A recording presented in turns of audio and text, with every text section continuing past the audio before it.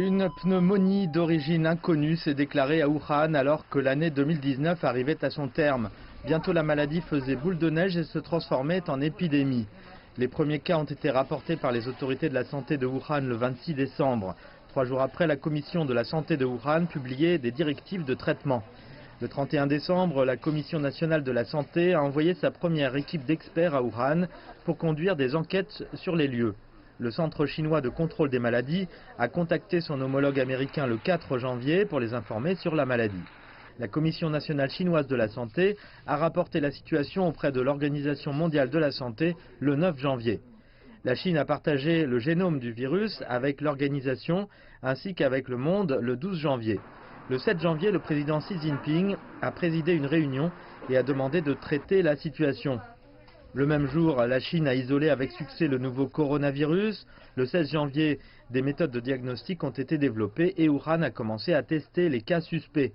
Alors que le coronavirus faisait rage, le gouvernement central a envoyé davantage d'équipes d'experts et ces équipes ont révélé leurs découvertes importantes le 20 janvier.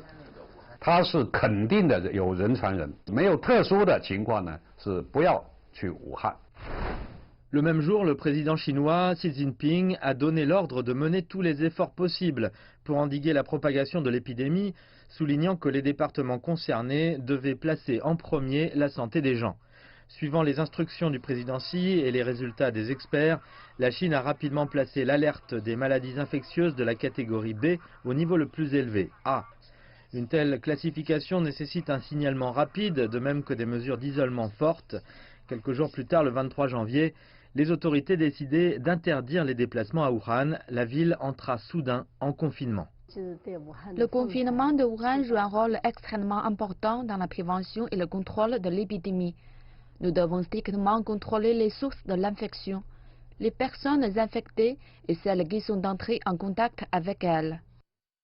Le 25 janvier, au premier jour du Nouvel An chinois, le président Xi a exhorté les comités du parti et les gouvernements à différents niveaux à faire tous les efforts et à mobiliser toutes les ressources disponibles pour freiner la propagation de la contagion. Face à une épidémie qui faisait rage, ce sont plus de 500 000 personnels médicaux locaux de la province du Hubei qui sont restés mobilisés à leur poste. Mais ils avaient besoin d'une plus grande aide en raison du nombre croissant de patients infectés et des pénuries en matériel médical. En réponse, l'armée populaire de libération a dépêché 3 équipes médicales qui sont arrivées à Wuhan le 24 janvier. Ils furent les premiers groupes d'assistance médicale de l'extérieur du Hubei à venir aider. Nous sommes venus ici avec un groupe de médecins de tous les départements médicaux.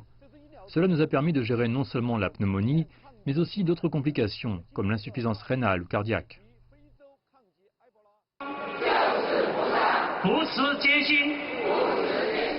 Et il y en a eu d'autres. Plus de 340 équipes d'assistance médicale avec plus de 42 000 travailleurs médicaux se sont rendus au Hubei, venant des 4 coins du pays.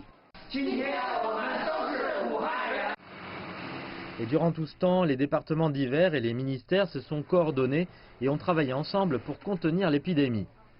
Le ministère du Commerce a activé un mécanisme d'approvisionnement de matériel impliquant 9 autorités provinciales à travers duquel des articles de base, dont du matériel médical, ont été acheminés directement au Hubei. Le ministère du Transport a annoncé des mesures autorisant les camions et les véhicules transportant des membres du corps médical et des approvisionnements à emprunter gratuitement les autoroutes. Le ministère des Finances et la Commission nationale de la santé ont publié des déclarations conjointes pour annoncer la mise en œuvre de mesures d'allocation spéciale pour apporter un traitement gratuit aux patients infectés, en compensant les dépenses que les assurances médicales ne pouvaient pas couvrir. Le discours et les instructions du président Xi Jinping ont produit leurs résultats, car dans une telle situation, nous devons mettre l'accent sur la santé du peuple, de même que sur la prévention et le contrôle du virus, et pas d'autre chose. Face à un tel virus meurtrier, nous devons avoir un comportement et des actions collectifs. Les villes ont été confinées, les commerces ont suspendu leurs activités, les événements publics ont été annulés et la population a été placée en quarantaine. La force de la nation tout entière a été mobilisée pour combattre cet ennemi invisible. Mais la propagation du virus a été freinée en mars, mettant en lumière ce succès initial en vue de stabiliser la situation et parvenant à inverser la tendance au Hubei et à Wuhan.